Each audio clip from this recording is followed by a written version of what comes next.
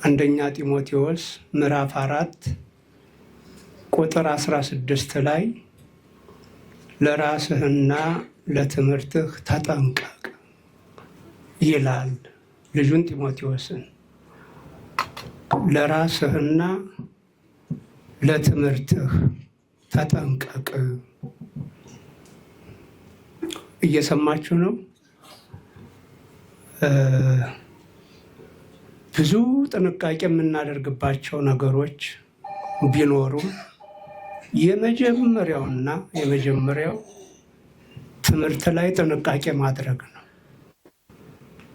አገርንም ቤተክርስቲያንንም ማኖርም ማስቀጠል የሚቻለው ትምህርት ላይ የሁሉም ሰው ጥንቃቄ ካለ ነው እና አባታችን ቅዱስ ጳውሎስ ልጁን ጢሞቴዎስን ለራስህ ማለት ተምረሃል፣ አውቀሃል፣ በዚያ ልክ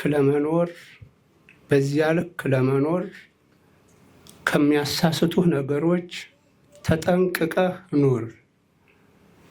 ከዚያ ባሻገር ደግሞ ስለ ትምህርትህ፣ ስለ አስተምሮህ፣ ስለ መማር ማስተማር በጣም ጥንቃቄ አድርግ። ማለት ጥንቃቄው በብዙ መንገድ ይገለጻል። አንደኛ ሁልጊዜም እየተዘጋጀህ በገጠመኝ ሳይሆን መናገር ማስተማር ያለብህ በጣም ሁልጊዜ። እንደውም ግዙ በእንተ አንብቦ ነው ያለው። በማንበብ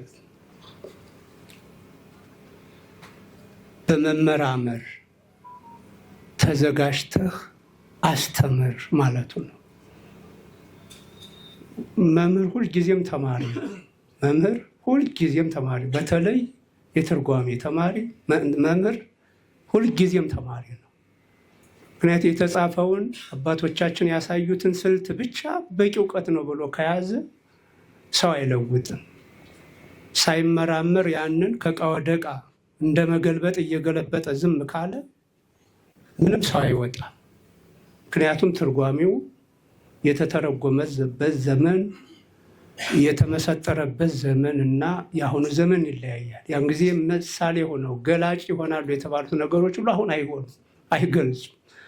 እነዛን እየተዘጋጀ መምህር ከዘመኑ ጋር ሀሳባችንን ሊገልጹ የሚችሉ ነገሮችን ምሳሌ እያደረገ መግለጥ መቻል አለበት እና ቅዱስ ጢሞቴዎስን ሲያሳስበው አንዱ በጣም ተዘጋጅተህ ምን መናገር እንዳለብህ አስበህ ሰው ላይ ነው የምታስቀምጠውና ያልሆነ ነገር እንዳታስቀምጥ ማለቱ ነው እና ተዘጋጅ፣ ተጠንቀቅ።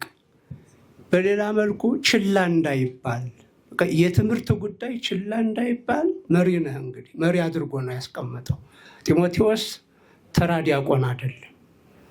በኤፌሶን ቤተክርስቲያን ላይ የቅዱስ ጳውሎስ እንደራሴ የሆነ ሰው ነው እና ሳትዘናጋ ከሁሉም ነገሮች አስቀድመህ ለትምህርት ጥንቃቄ አድርገህ ዝግጅት ፍጠር፣ ትምህርት እንዳይቆራረጥ ይለው ነበረ።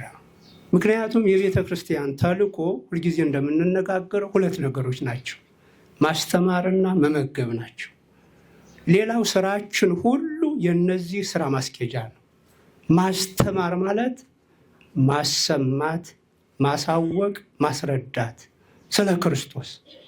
ይሄ ሁልጊዜም የማይረሳ ጉዳይ ነው።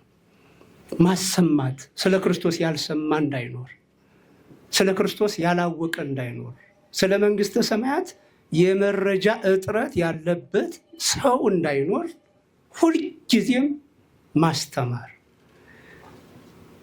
የሰማ ያወቀ የተረዳ ሰው ደግሞ ተገቢውን የመግቦት አገልግሎት እንዲያገኝ ማለት እንዲጠመቅ፣ እንዲቆርብ፣ በስጋ ሲታመም በቅባ ቅዱስ ወይም በምስጢረ ቀንዲል እንዲታከም፣ በነፍሱ ሲሰበር ሲታመም በምስጢረ ንስሐ እንዲታከም በማድረግ መስራት የቤተ ክርስቲያኗ ተልእኮ እነዚህ ሁለት ነገሮች ናቸው እና ቅዱስ ጳውሎስ ስለ እነዚህ ነገሮች ነው ተጠንቀቅ፣ ስለ ትምህርት ጉዳይ በጣም ተጠንቀቀህ ስራ፣ አስተውል አለው።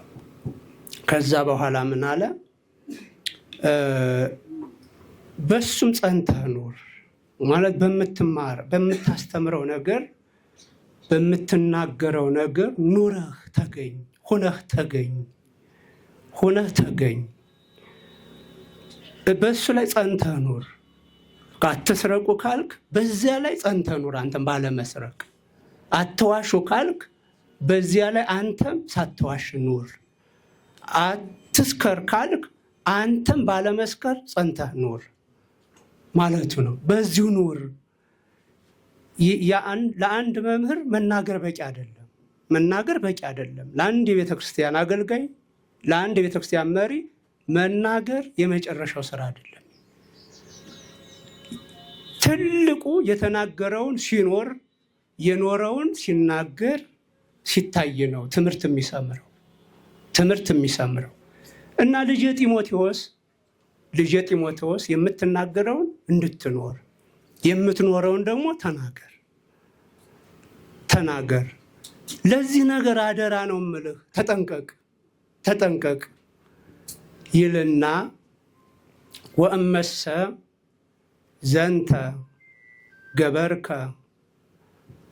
ታድህን ርእሰከ፣ ይህን ሆነህ ብትገኝ፣ ይህን ብታደርግ ራስህን ታድናለህ። ወዘሂ ይሰማዕከ፣ የሚሰማህንም ጭምር ታድናለህ።